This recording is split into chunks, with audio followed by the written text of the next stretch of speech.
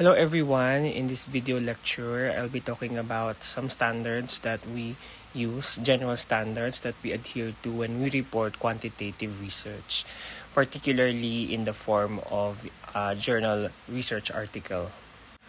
So basically, for this particular video, I made use of the publication manual of the American Psychological Association, APA 7th, which we generally use in the department and used mostly in the social sciences in trying to report quantitative research, even qualitative and mixed methods. So this is one of the more common styles of writing being used for research. And we will be talking about the different or the major parts of a quantitative research for this particular video lecture. In this video, I also be presenting some examples from my own writings that have been published in peer-reviewed indexed journals, and hopefully that will help you to be able to kind of come up with the sections on your own. So first and foremost, we'll talk about the title and the title page. Of course, the title page holds the title, the names of the authors, the affiliation of the authors, and some of the author notes. And the author notes vary from one journal to the next.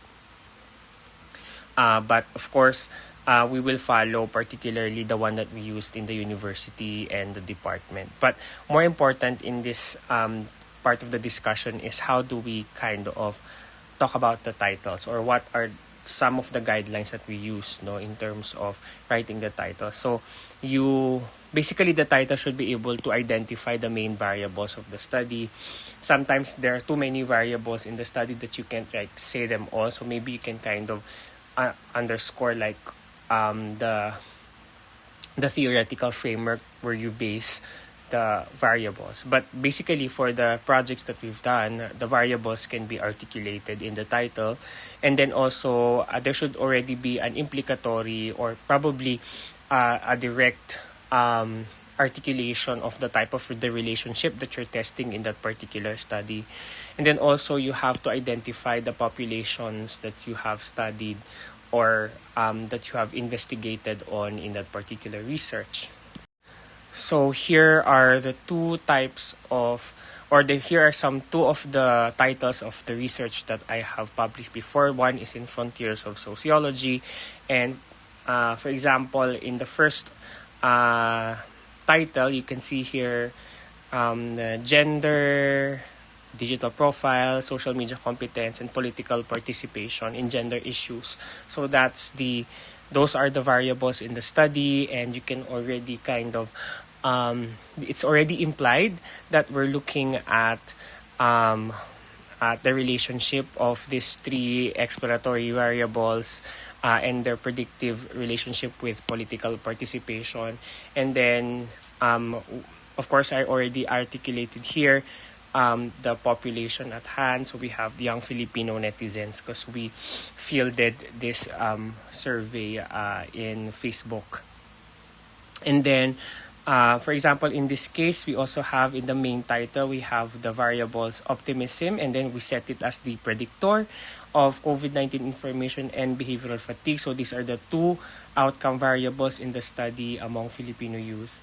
Filipino youth, again, is the target population of the study. And then, of course, having this tag, I think that's what it's called, the title or the tag, like for example, Heavy and Woke, talks about, again, these are some ways for you to be able to be more creative, although that's not really where your article will be found. It's really just to kind of catch the attention when it's there. And also in this case, this one already tells you about kind of the highlight finding of the study. So for example, in this study, we found out that young optimists are more likely to move away from information about COVID-19. So it's kind of already telling the findings. So in this paper, you are in research, you're not really required to have that tag type of study, the tag title, or it's not really the subtitle, but there's a particular call for that. I would call it the tag title or the creative the creative pre-title before the actual title. It's not required. It's a creative addition, no? But as long as you have to fulfill the main variables of the main conditions that you have the variables in the study, the relationships being tested is implied, and then you have the target population. And then you have the abstract. So I would like to first indicate that this is the section that we write usually in the last part, because this is already a summary of the study, and if there's nothing to summarize, then you shouldn't be writing the abstract first. Usually intermediate writers, they can already write this in the middle of the writing, but this is more helpful to be written last. But it's found in the first part of the study, no, after the title and the author list. So what do we find in the abstract? So you have it should also follow the IMRAD format. So you have the objectives, the participants of the study method, the findings, and the conclusions. So for example, in the social media participation in gender issues, this is our abstract. So social media has become a platform for political participation in issues related to gender, especially among the youth. Evidence suggests that gender and sexual identities, digital access, and skills foster a political participation in social media. So kind of this part is kind of the mini introduction. So we have the intro. So next, this study sought to determine the predictive relationship of gender, digital profile, and social media competence with social media political participation in gender issues. And then since the variable is so long, we had an acronym called SMPPGI, and that is our objective. So that's our objective. Next, among Filipino young netizens through the lens of social identity theory and resource model of political participation. So, you also have to include, syempre, the participants of the study. And then, we just included here our theoretical frameworks. It's not really required for you to put the theoretical frameworks, but since that's really kind of a big hard sell for the study that we were making, so we ensure that it has to be there in the abstract. And then a total of 1,090 college students aged 18 to 30 years old participated in this cross-sectional study. So in this sentence, you have the methods, the design, cross-sectional study. You also have the sample, no? And then you also have the collection here, no? The data collection method. That online survey was used to collect data. And then the results, no? The respondents reported low to moderate levels of SMP PPGI. Females and non-cis heterosexual respondent reported higher scores of certain types of SMPPGI.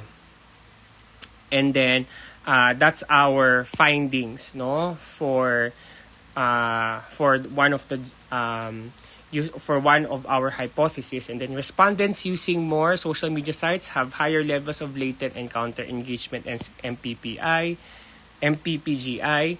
Yeah, so again, those are findings. And then among the four domains of social media competence, content generation is significantly predicted all types of SMPPGI, while content generation and anticipatory reflection were significantly linked with at least one type of engagement. So this is another finding, no?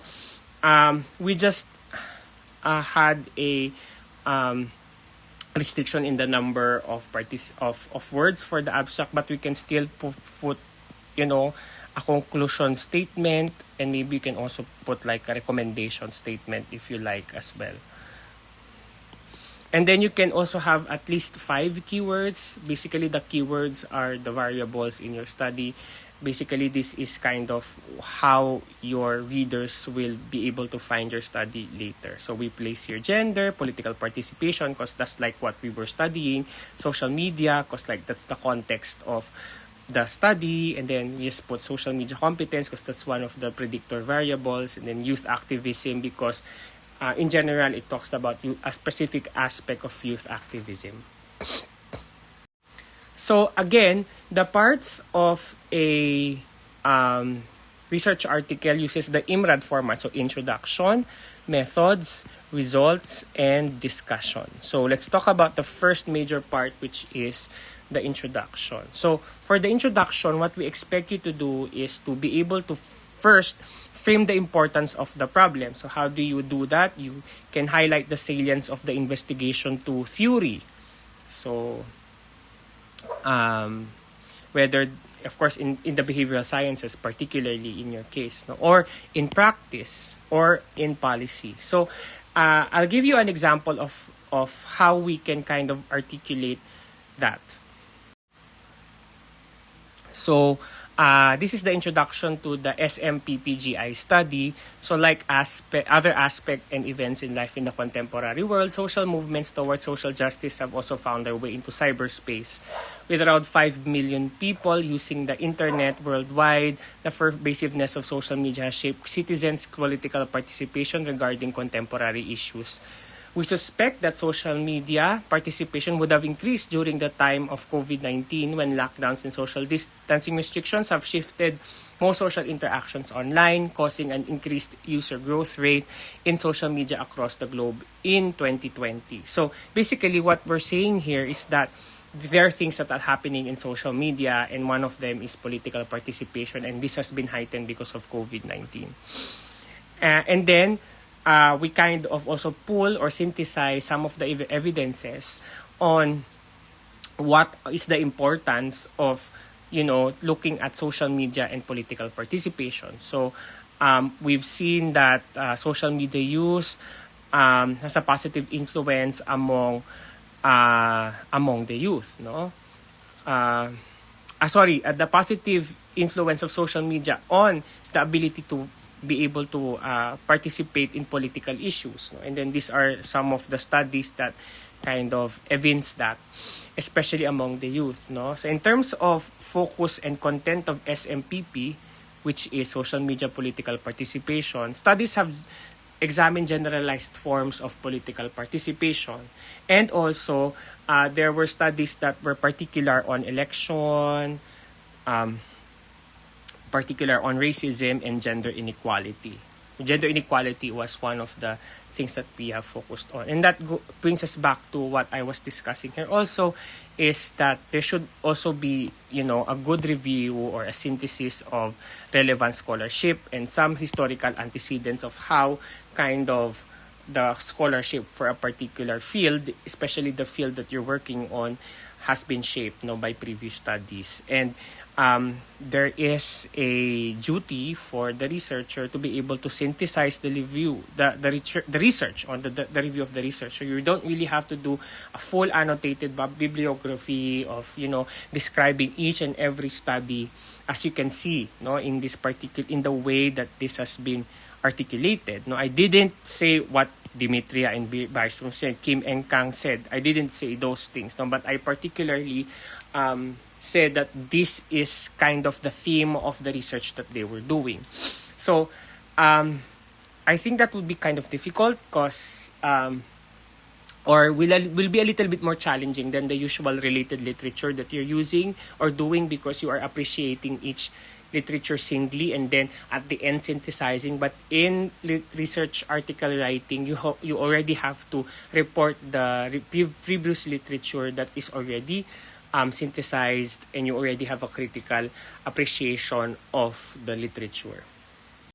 And then we funnel down to particular context. So we localize the context of the study to the Philippines, based on 2020-21 summary report of the SDG related to gender equality. We appear to be in a good position in ASEAN.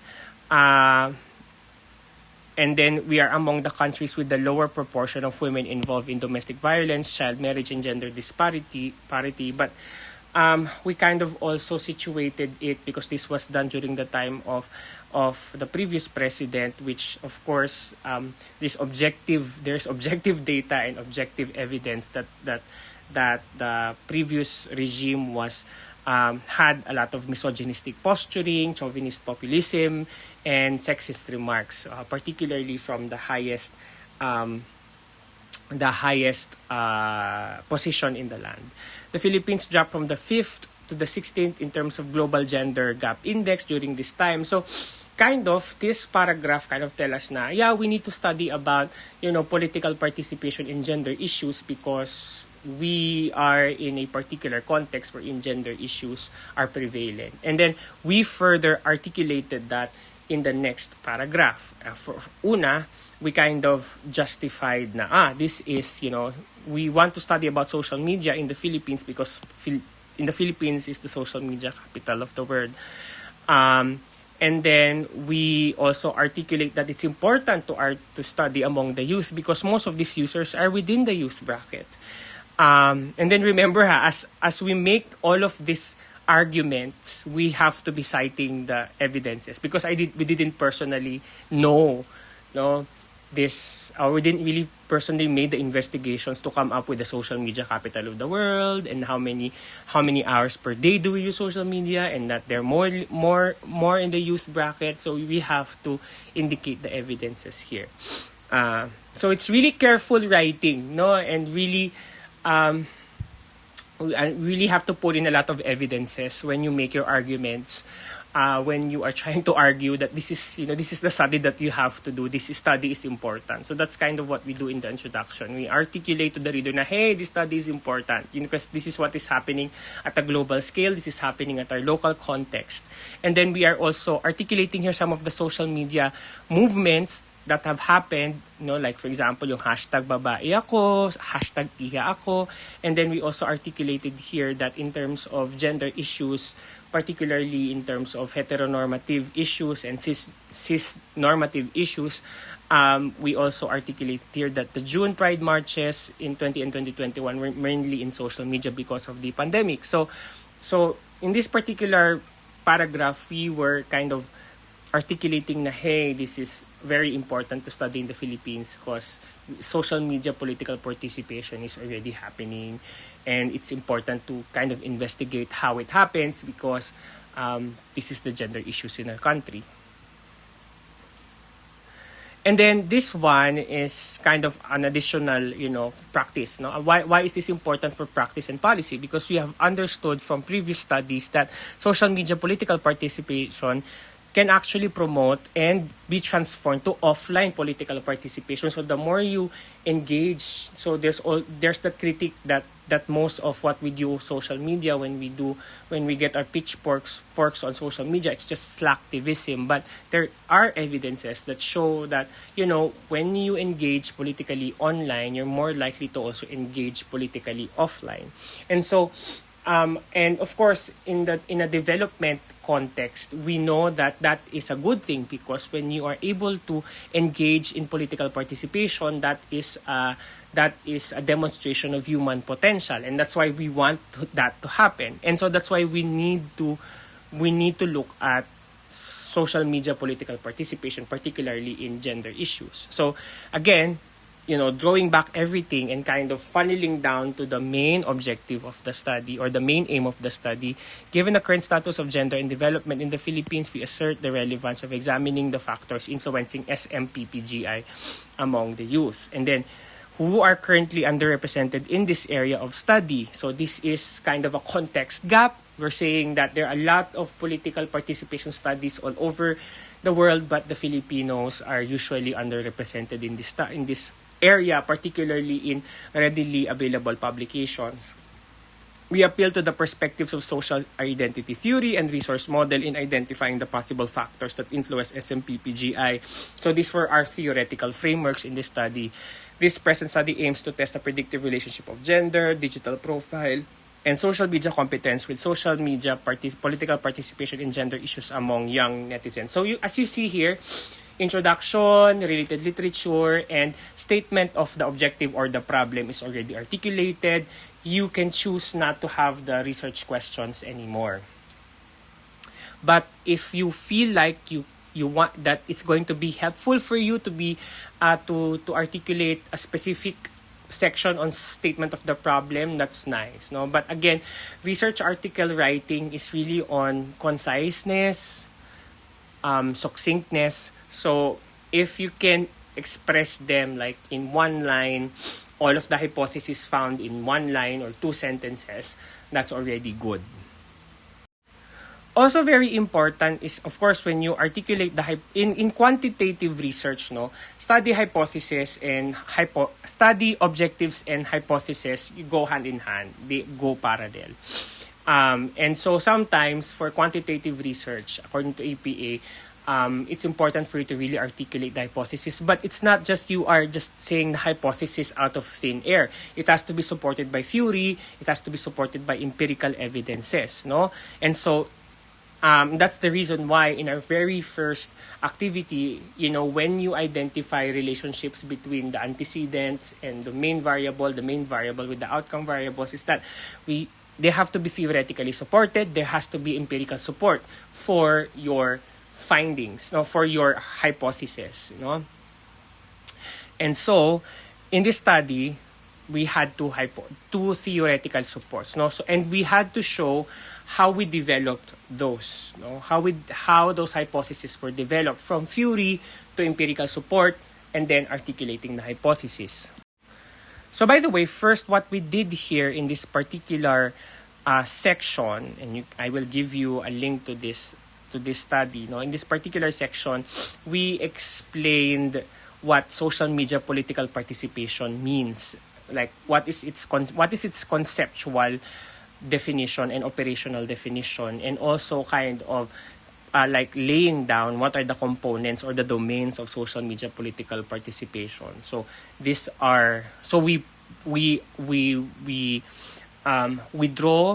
drew theoretical support for what social media political participation is. Like, for example, the work of Van Deth. How do they characterize political participation, and where does social media political participation find itself? And then also we look at empirical findings, no? And then we kind of also differentiated our study with how previous studies on social media political participation was examined, no? In this case, we said that there are four domains of SMPP, and these are latent engagement, counter engagement, follower engagement, and expressive engagement. I won't have time in this particular video lecture to explain the whole thing. I invite you to read the study so you can kind of see the logic that we were having when we were writing this particular part, no? So this is, you can imagine this part of the introduction as kind of building the conceptual framework, if you may, no? For social science studies, this is very important. For more applied research journals, we're good with where we ended earlier. When we ended in the objectives, we can actually end there if it's more of an applied journal or a community of practice journal. But this one is this is Frontiers of Sociology, so we believe that it has to be linked to theoretical. It has to be pure research, so we had to really tie in the theory here, and that is what, as you also as behavioral scientists, potential behavioral scientists, you are also expected to do as well. So in the second part, no. So as you can see, we started with identifying the theory, and then we ended it up with the hypothesis, no?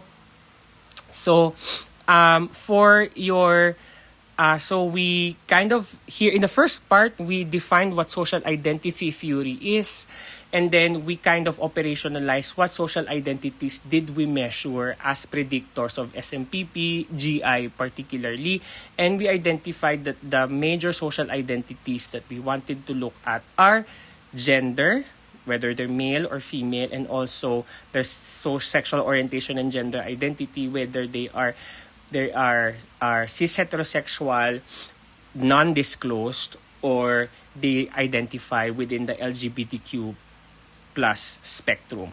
So those are the social identities. So the argument of social identity theory is that you argue more, you engage in political participation when it aims to redeem the group that you identify, the social group that you identify with. So if your social media political participation is on gender issues, then those who are disenfranchised in terms of gender frameworks, like for example females and non-cis heterosexuals, they will more likely engage in SMPPGI. Those are the arguments, and that's why we ended up with this hypothesis. So given this theory, given all of the empirical support for this, for the relationship between social identity and SMPP, this is what we are now hypothesizing. So that's how we usually, that is a good way for us to be able to connect the theory to the empirical results and to the hypothesis that you are forwarding in your paper. So as explained, we have the second theory, and that is resource model theory, which argues that the more resources that you have, the more likely that you will have political participation. And in our argument, there are two types of resources that would help in social media political participation, particularly digital affordances. So whether you have how many, so digital affordances in this case were measured as how many social media accounts do you have, how many gadgets do you own, and what is the quality of your internet. Because we believe that those are resources that will foster social media political participation. And then resource model, and that's the reason why we had this H2, no? Second hypothesis. Respondents who are active on more social media sites, own more gadgets, and have access to better internet quality will demonstrate higher SMPPGI. And then the third one, the third hypothesis is also based on the resource model. And resource model also argues that resources are not just tangible things, but also they should be, they are also intangible things like skills. So the more and then argument here is that the more social media skills, or the higher the social media competence, the more you will have SMPP.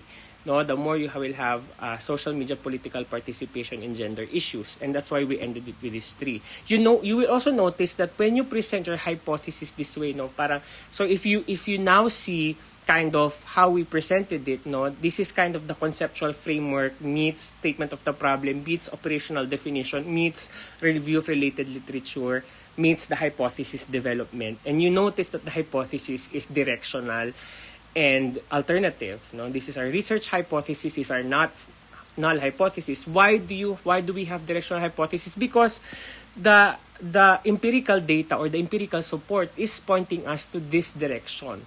No? So yun siya. So that is how we ended the introduction for that particular part. But you can also add one more section on just saying that the present study and this is the research objective. Although I feel like we didn't include that anymore because we feel like we already kind of redundantly told na this is our objectives, no? So we ended in the articulation of the last hypothesis. And before we move to the next part, which is the methods, and basically these are the parts that we expect in a method study, particularly in an observational design. Of course, when we do an experimental research, this would be different, no? But let's just focus more on observational designs, and these are the contents that we expect. So first we have the research design, which is basically the blueprint of the study, and usually you have the types of non-experimental designs, like you have descriptive, correlational, cross-sectional, etc. And this has been discussed in your Q&RE. And then, of course, your participants or your respondents, who are they, what is their inclusion and exclusion criteria, and then how were they sampled. Usually, in my case, when I write in research article, remember, conciseness, succinctness. No? If you can report them in fewer sentences, the better. Usually, I put them together in one section. No? And then, you also have to articulate the sample size, power and precision. There is a separate computation for this, but since at least I won't be able to discuss like how do we identify power, we had this in our stats class, no? But in your case, in the research that you've done, since we're doing really mostly convenient sampling, and these are really small scale and not really like for purposes of thesis, no, we are okay with just reporting the sample size. No? But when you write research articles, if you can report for the power, and usually good power is 0.8. And then you have measures and covariates. Basically, these are your instruments. When you say measures, these are for the variables that you intend to measure in your study, and then covariates are those variables that you include in the model, but they're not really key variables in your study. You just wanted to include them because you wanted to control further effects later. And then you have your data collection, and usually you can put together the ethical considerations there, especially if it's just simple online survey, no? So data collection is just like a few statements of we gave the link, we posted the link here, and then these are our ethical considerations. And then the data analysis procedures, what were the statistical tools that we used. So here are some examples. So for the SMPPGI study, this is what we use. So we utilize cross-sectional design. Usually, quantitative research is used so globally that you don't really have to define what cross-sectional design is. And then we move to identifying the participants. So the target participants are Filipino netizens who are aged 18 to 30 years old, which is the bracket considered as youth by the National Youth Commission. So we just had to argue that because some readers may say, 30 years old, is 30 years old still youth? So we just had to put this evidence na in the Philippines, we considered 15 to 30 as youth, no? We were interested in college-based Filipino youth as sample for this study because despite being a large sector of the population, they face cultural barriers of offline political participation in the country, hence the viability of social media as their main platform in political engagement. So we just kind of had a justification, why among all of the populations available out there, why the youth? So you may want to also have this justification if you feel like it warrants it. And then a total of 1,090 conveniently sampled participants were qualified for the study. And then we already kind of explained to them some of the demographic variables that didn't really, that weren't really used in our study in the results, but would give more context. So we reported here the years, where they came from, and then what were their degree programs, because that is not going to be used as variables in the study later. So just to give more context of who the respondents are, because not all studies will make use of socio-demographic variables as a part of their actual study. If they're not, they have to be reported, at least in a research article format, Kasi in the thesis format of the department, we still report them in the results. But in the research article format, if the socio-demographic variables were collected but they're not going to be used for analysis, they have to be reported in the participants section. And then next, how do we report instruments? No, another term for this would be instrumentation. No,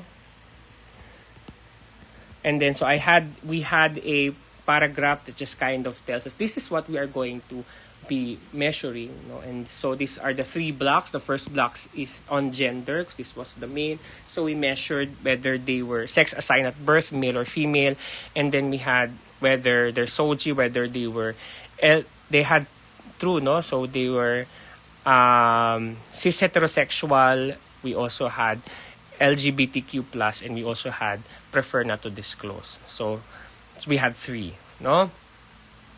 So that was it. And then for digital profile, we also explained here. So 3 sub-variables were measured to characterize digital profile. Through a checklist, they were asked to about the different social media sites they use, like this, different gadgets they owned, like smartphones, laptops, etc. An option for others were provided for each. And then we counted how many ticks they answered for us to be able to know how many social media sites, how many gadgets, no?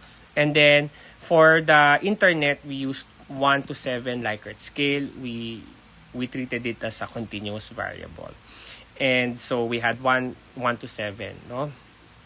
And then for tools that are generally Likert scale, no, and for those that had been used, no, for that are standardized, this is kind of the general way that we measure them. So for example, social media competency scale for college students. Dapat meron siyang ganito, SMSC, SCS, no? So developed by Zhu et al. because this is the developers, identify them, how many items, no? And what are they measuring, and what are the domains. So in this case, the domains are technical usability, content interpretation, content generation, and anticipatory reflection. And then how many points in the Likert scale, and then what is the verbal interpretation for the highest and the lowest values. And then next is what are the psychometric properties as reported by Zoo or as reported by the developer, and give a sample item put in quotation marks. So this is also the same what we had here. So we had the developer, how many items, what is being measured, what are the different domains, psychometric properties, no, how many Likert scale, no, and then explanation for the changes that we made, no, etc., no. And then for data collection and ethical considerations, this is how we wrote it. So the protocol of the study adhered to the principles of Declaration of Helsinki. Usually we report that because most of our ethical principles are based on the Declaration of Helsinki. And of course, this has been administrative clearance for ethical conduct by the DSBS. No, our data was collected through Google Form survey. Upon approval, we created a Facebook page. We posted the survey link, and together with the poster that indicated the message and invitation and the inclusion criteria. And then for greater reach, we boosted the post. We target the accounts with the age of interest, and then how long was the survey up, and then how did we get the informed consent. So we're entering the ethical consideration, and then what was a part of the informed consent form, how did we protect the privacy and confidentiality of the data, no? And what was the access of the data, who only had the restricted access to the data. And then next we have the data analysis procedure, which basically tells us what were the statistical tools that you used in order to test the hypothesis, to describe the data and test the hypothesis. The next part are the results. No? So first we have, so these are some of the standards. We do the descriptive and then the inferentials next. And then the subheading should be based on the order of the hypothesis. No? So you have the descriptives first, and then subheadings based on the hypothesis. And then textual explicitation followed by a tabular presentation. So text first and then tabular presentation, which we did in our previous assignments. Textual explicitation should not duplicate tabular content. It means that we just don't say whatever is found in table. APA does not like that. So you only mainly highlight key or summarized results, the highest, the lowest, which one had significant findings, which one did not have. And then be succinct in using tables. So in your thesis, you may need to have one table for one research questions. But as I explained to you, that in presenting descriptive and hypothetical hypothesis results, you can already kind of combine. You can already combine tables, contents of tables, so that you can only have a fewer tables to be able to answer more questions. And then you have to report relevant statistical findings like p-values, that's the first thing, and then test statistics. So again, if it's Mann Whitney U, then that's U. If that's Pearson R or Spearman, that's the correlation coefficient. No, if that's t-test, then that's T. And if it's Kruskal-Wallis, then it's X squared. So you have to report those. No. And then effect sizes such as, of course, the mean difference when you are doing the ANOVA or Kruskal-Wallis or t-test, or for Pearson R, for correlational test, if you have the correlational coefficients, these are effect sizes. For linear regressions, we use the R squared as our effect sizes. How much variance is our model explaining for our outcome variable? So I did not have examples here. You can find the ones that I have for the particular study that I gave as an example for you. So you can just check it out. But I already taught this to you in our stats class and in our quanti class. So basically just do that. And then, in the discussion section, what do we expect you to have? So we have a short review of study objectives in the beginning. And then, you kind of also one by one look at the extent of support that your empirical findings have for the original hypothesis that you posted in the introduction section.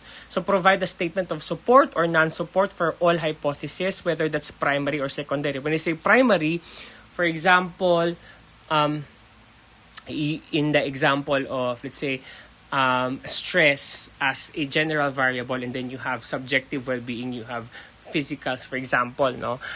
Stress, that's the main variable, and then you have subjective well-being, that's also your main variable.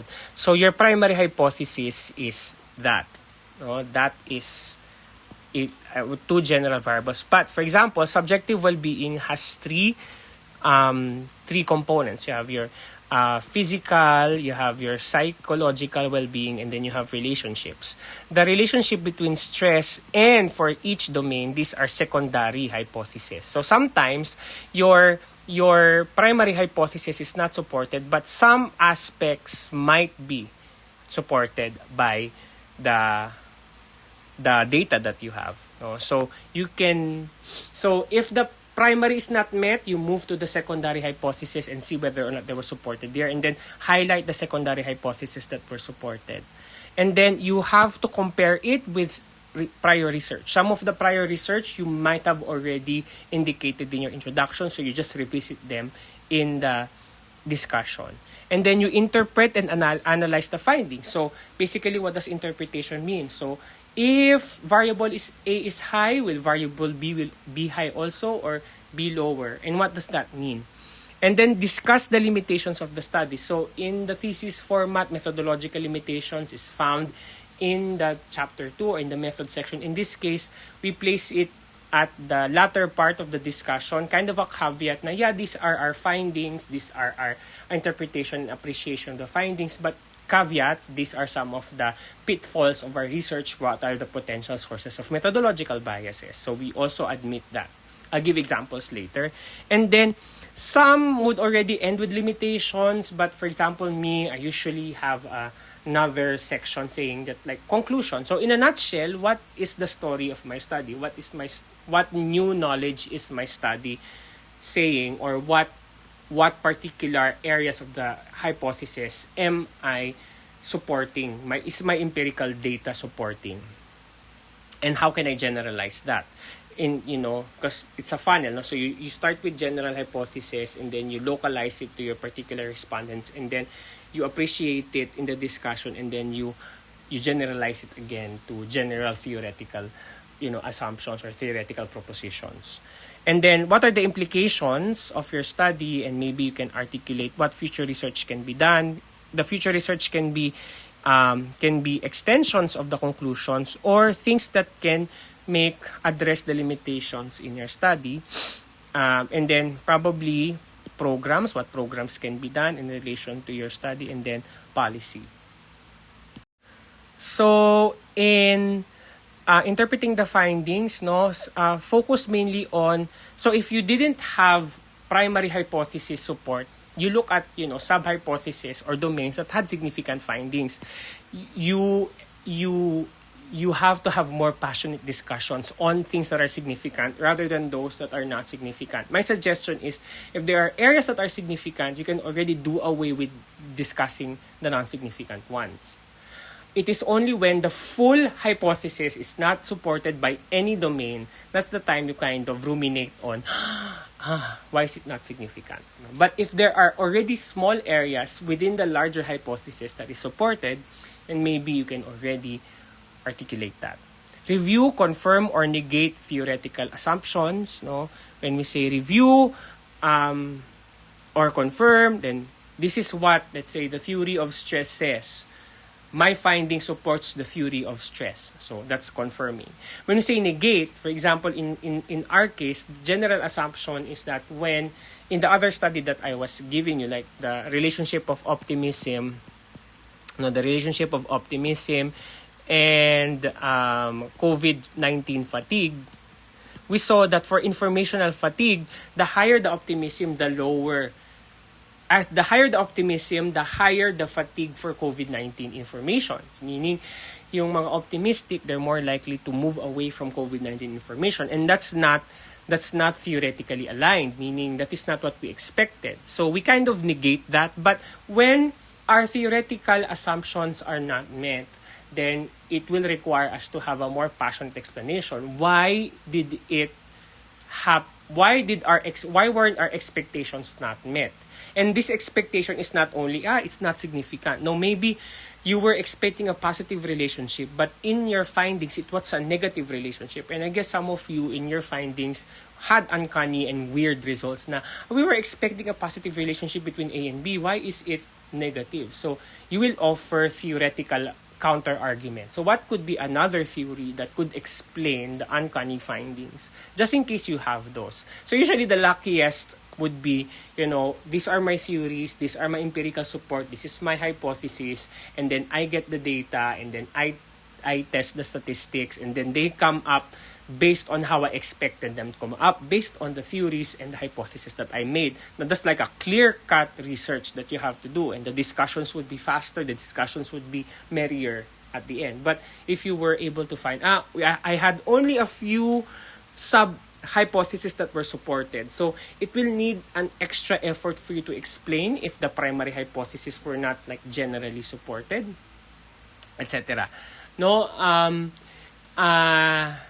and then of course, what is more difficult is that one, if all of them are not significant, like there's no sub-hypothesis supported by the data, or if you were expecting a certain direction of the findings, and then your empirical data says, it's a different direction. So your theoretical assumptions in the beginning are negated by your data. So you kind of have to have some additional reflections on them. So next is deepen the discussion by comparing effect sizes. So for example, you had 3 subdomains that were significantly correlated with your independent variable. Then you can look at the coefficients and which has the highest coefficients. Why do you think that this has the highest magnitude of coefficients compared to the others? Why would, that could be another way for you to deepen the insights, and that is kind of what is expected of you later on the defense. And then you can kind of move from one hypothesis to the next, like how is the answers or how are the results for hypothesis 1 related to hypothesis 2. That can also be a way that you can argue, no? Or maybe look at the descriptive results. Kasi maybe this is the finding because most of the respondents are females, and females are known to be or are socialized to be something like this, no? So things like that. And then you can also include contextual explanations. In some journals, they don't like this, no? Like parang explaining the findings based on the cultural context, but I think us in the social sciences, we support that, no?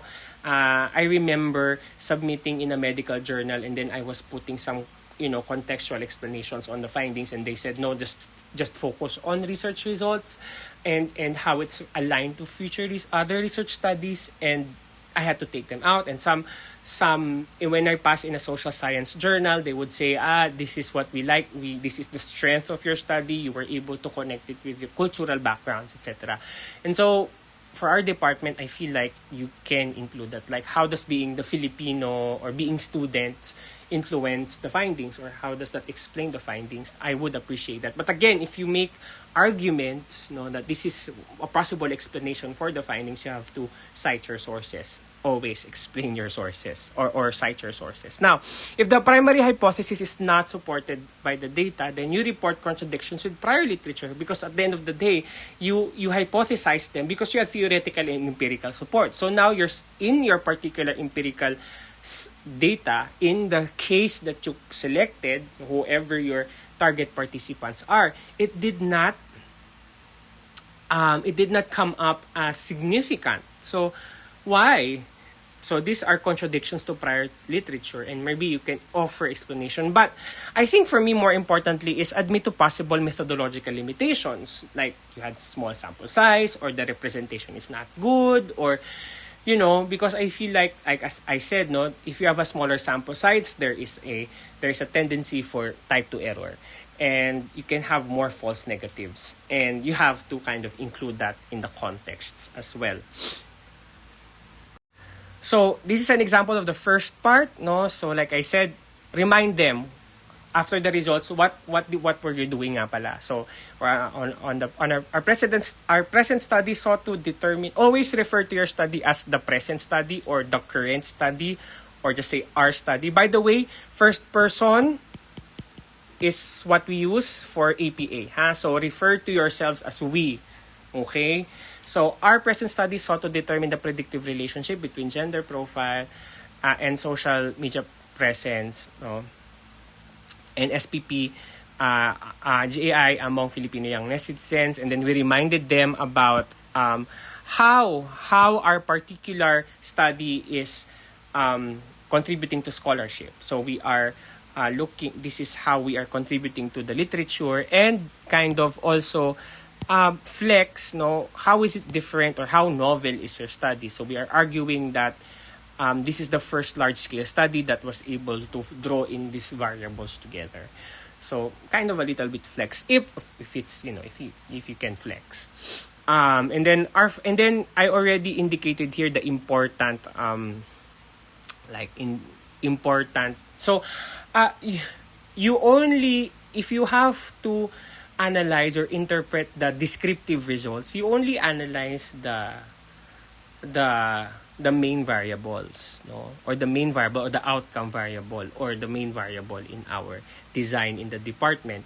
So in this case, my variable of interest is MPPGI. So I don't have to analyze why is the number of social media art sites this many? Why are there this many age? Why are there this many sex assigned at birth? I don't have to analyze it because those are not my variables of interest. So usually the variables of interest is the dependent variable. So if you have to analyze the descriptive results, you focus mainly on the main variable. And then, as in your thesis, you are encouraged, no, to divide your analysis or your discussion into themes, no. Usually in the thesis, the themes have to be really not just articulations of the hypothesis, no. Although in the research article, it's not required naman, no.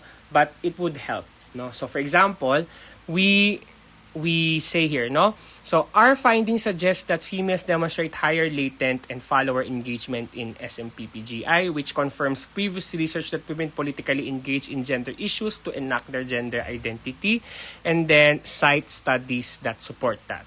Meanwhile, LGBTQ plus individuals report higher latent follower and expressive engagement SMPPGI. So again, these are sub-hypothesis, secondary hypothesis. The present result shows that social identity truly fosters political engagement. So again, this is me as confirming the theory, and supports earlier literature that demonstrates immersive involvement in various social media movements among females and or LGBTQI+, who are detrimentally affected by patriarchal and heterosexist structures that maintain gender inequality and support for that particular context. This partially confirm social identity hypothesis on SMPPGI. Bakit partially? Because only some of the domains. For example, for females, just latent and follower. Remember, we had 4. And then LGBTQ, latent, follower, and expressive. And then we had an uncanny finding. Those who reported that prefer not to disclose or non-disclosed identities, higher levels of all types. So, ibig sabihin, for that particular gender category, all SMPPGI were high. And we were so this is new to us, so we had to passionately discuss why we think this happened. And so we were arguing here that which, and then again, there is contrasting, no? Which contrasts with previous evidence demonstrating the active engagement of out individuals. So it means that gender-related activism is not only for individuals who are out. So individuals who are not out or not disclosing their identity are also, and at least in this empirical finding, they are more engaged in social media political participation. So we had to explain bakit.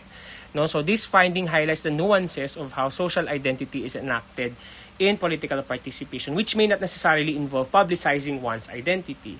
Concealment of one's potentially marginalized SOGI may be a strategy to protect oneself from further stigmatization. So, yeah, I think that was our argument. No, so maybe if you do not disclose your identity on the internet, probably using an alternate account, then you protect yourself from further stigmatization, no, etc. This one naman is one of our findings, or one of our discussion points for the optimism study. So remember, we looked at the relationship between optimism, like dispositional optimism, no, with two things, no. So we wanted to see whether or not this has something to do with your pandemic behavioral fatigue,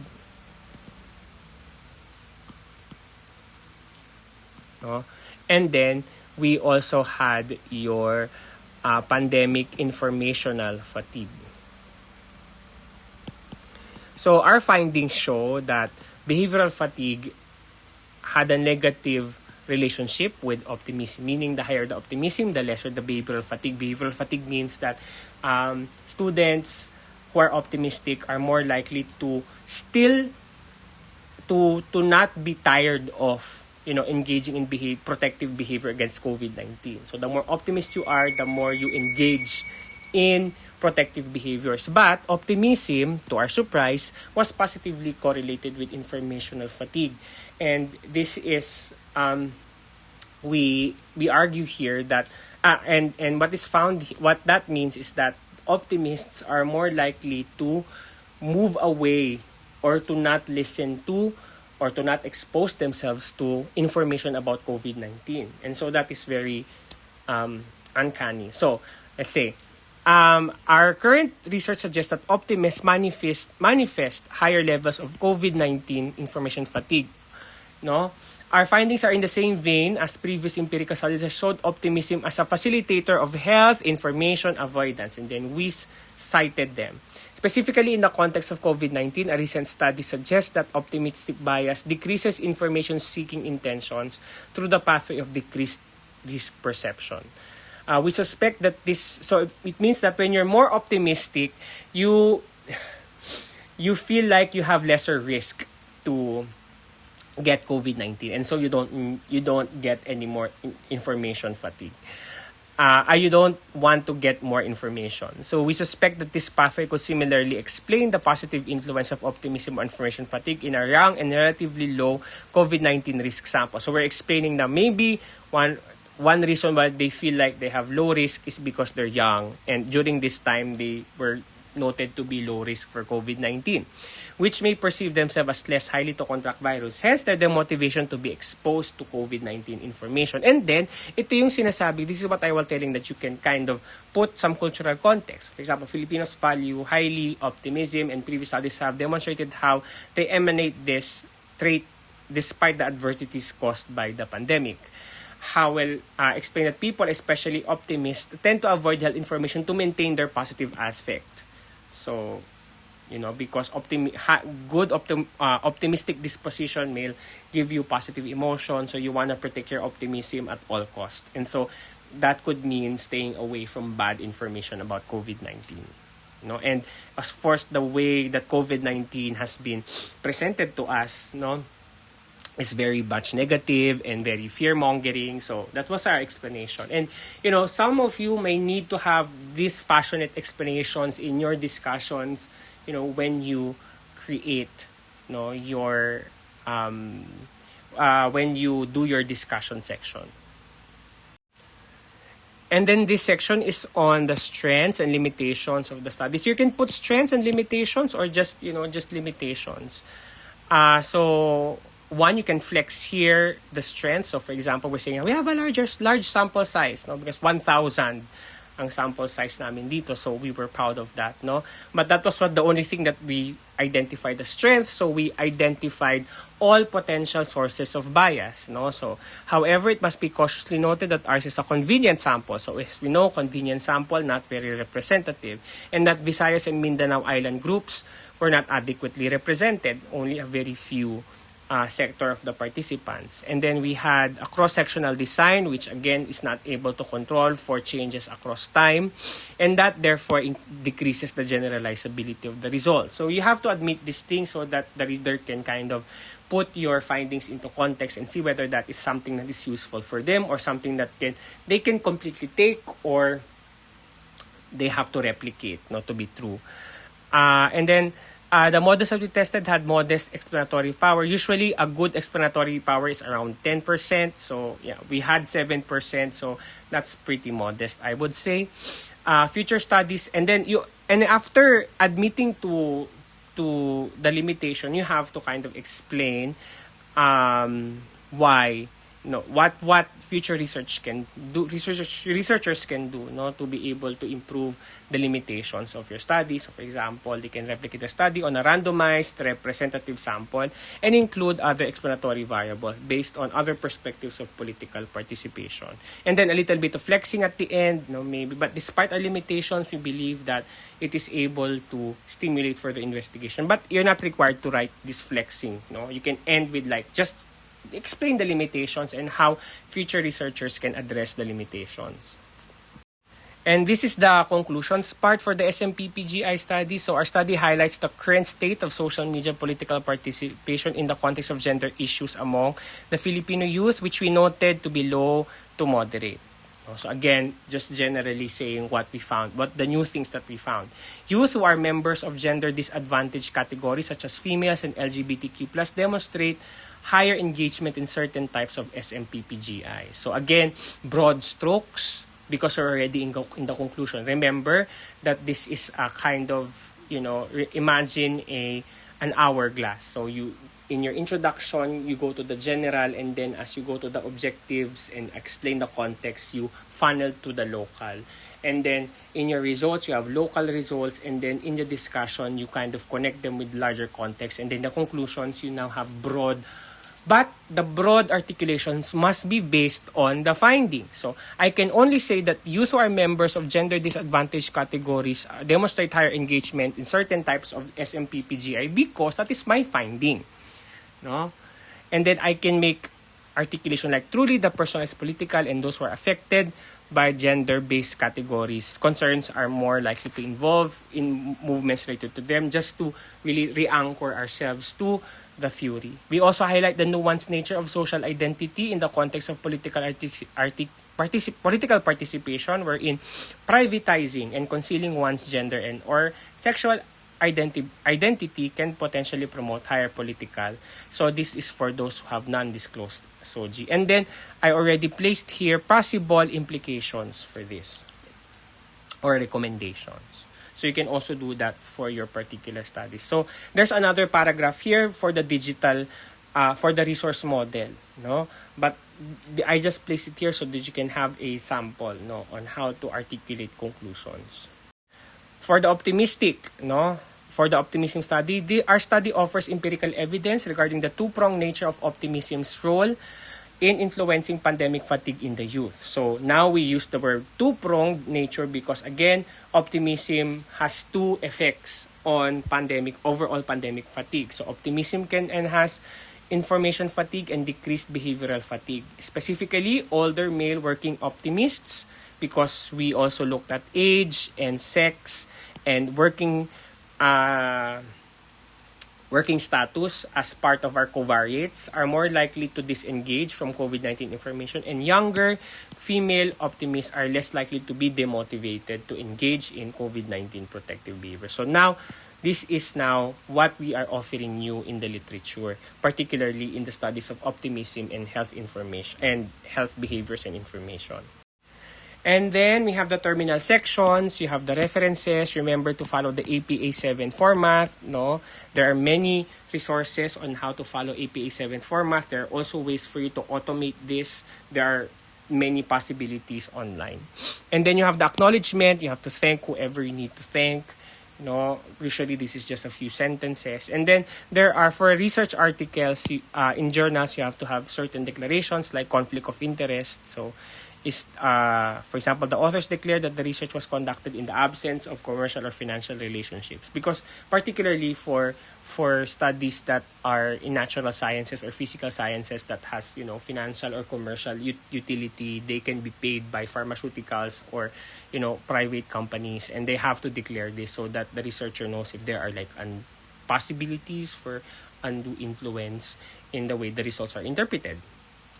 And then funding sources are also articulated. So in this case, we articulated that the funding for the publication was supported by the LSU. And then ethical approval. So this is the ethics statement. No?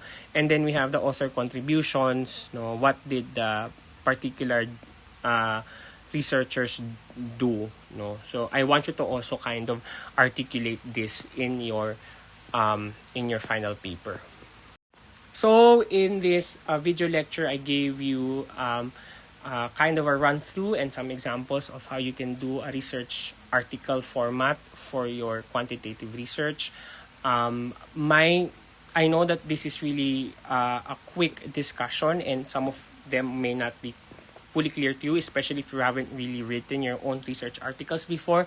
But my suggestion really is to read a lot of high-impact journals, not only the ones that are written by your faculty, but also those that are published in good journals. See the techniques that they use in writing, and then emanate them. Sometimes what I do is I mimic the way, the word choices, the sentence construction of really good scientists, social scientists, and then I emanate them in my papers and make sure that I am able to communicate effectively what I need to communicate for a particular section, and make sure that all requirements of the sections are being addressed. So there you go. Good luck on your writing.